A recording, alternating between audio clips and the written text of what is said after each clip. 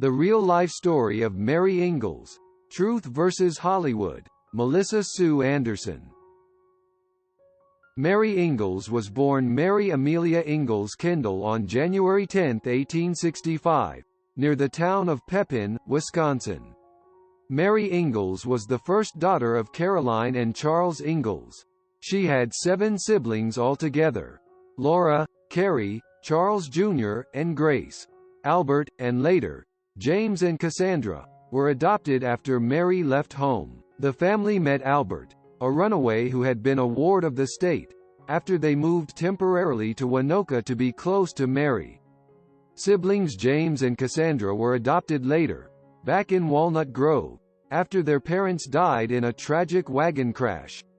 Mary was an adult at the time.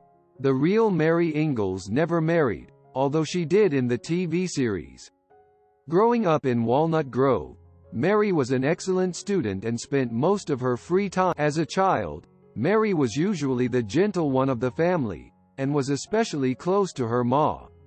However, as the eldest, she was also very dependable. She was willing to fight to stand up for her family if need be. An example of this is in the episode The Bully Boys, where Mary stands up to schoolyard bully Bubba Gallagher when he harasses the children. Mary was very pretty growing up, with her blue eyes and golden hair, and boys always seemed to be smitten with her, much to Laura's dismay. She rarely reciprocated their affections, as was in the case of Johnny Johnson. In a letter to his parents, Charles once wrote that boys are already flocking around Mary like bees to honey. She was also quite intelligent, and Laura once stated that Mary could write as good as. Mary was very protective of her younger sisters, often seen taking care of baby Carrie. She was also close to Laura, worrying about her when Nellie Olson faked friendship with Laura in the episode entitled Talking Machine. If Laura had taken heed of Mary's warning, she wouldn't have been hurt by Nellie's backstabbing. Mary Ingalls went blind when she was 15 years old. This event was covered in the 2-part episode, "I'll be waving as you drive away." The title for the episode comes from a line spoken by Adam Kendall when Mary was leaving to go back home to Walnut Grove. This event started when the Ingalls were having dinner, and Mary remarked that her eyes were tired, probably from studying so much. Charles suggested that they visit the eye doctor, since it was time for her annual checkup anyway. At this visit, the doctor told Charles that Mary needed a stronger prescription and that her eyes looked fine.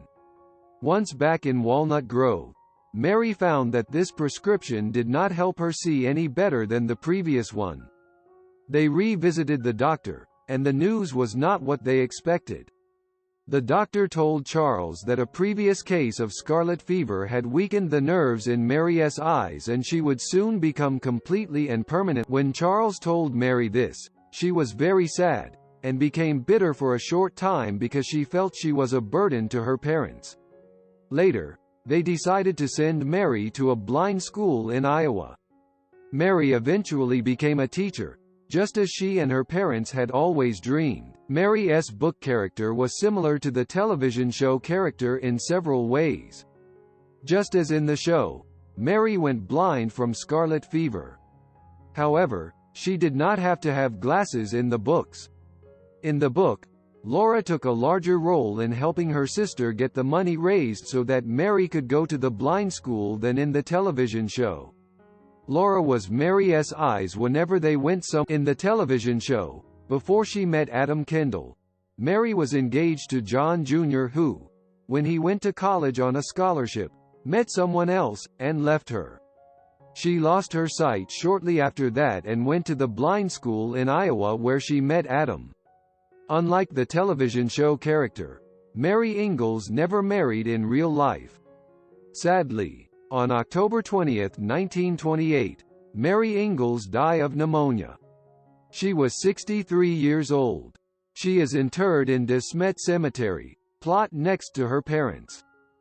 Goodbye Mary Ingalls.